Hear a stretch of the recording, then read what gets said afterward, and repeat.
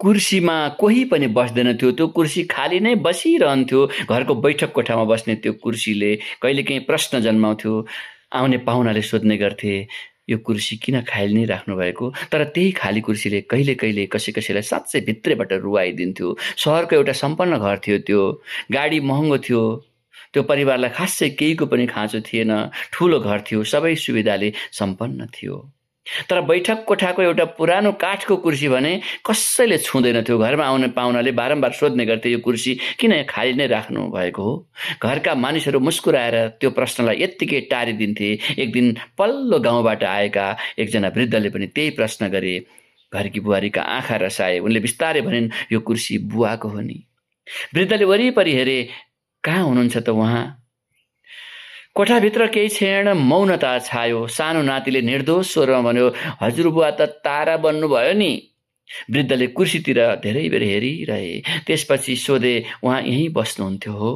छोराले टाउको झुकाउँदै भने, हरेक साँझ हामी घर फर्किने बाटो हेरेर यहीँ बस्नुहुन्थ्यो बुवा। हामी ढिलो आयौँ भने पनि खाना खानुहुन्न थियो। सबैजना आएपछि मात्रै पहिलो गाँस खानुहुन्थ्यो।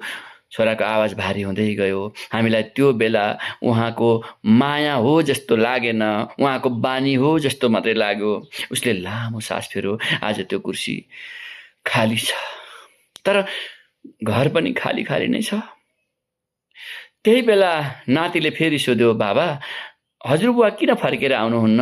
ती बाबाले छोरालाई अँगालो हाल्दै भने, किनकि केही मान्छेहरू घर छोडेर जाँदैनन् बाबु, समय छोडेर जान्छन्। जो मानिस समय छोडेर जान्छ फेरि फर्केर आउँदो रहेछ बाबु।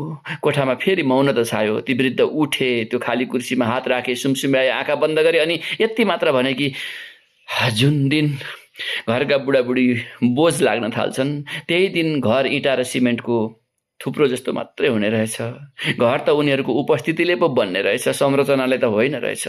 त्यस दिनदेखि त्यो परिवारले एउटा नियम बनायो।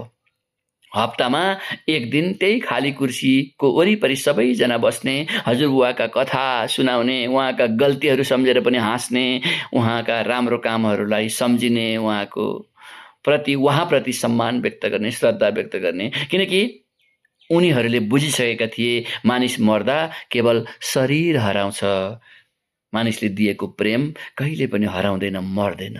याद राख्नुपर्ने कुरा के रहेछ भने घरको सबैभन्दा महँगो फर्निचर बजारमा धेरै पैसा हालेर ल्याएको सोफा होइन रहेछ। घरको सबैभन्दा महँगो फर्निचर भनेको त त्यो कुर्सी रहेछ जहाँ बसेर कुनै पनि बुवाले सन्तानको बाटो हेर्ने गरेका थिए वा कुनै पनि आमाले ढोका खोल्ने आवाज सुन्ने प्रतीक्षा गरेकी थिइन्। यदि त्यो कुर्सी आज पनि भरिएको छ, जुन कुनै घरमा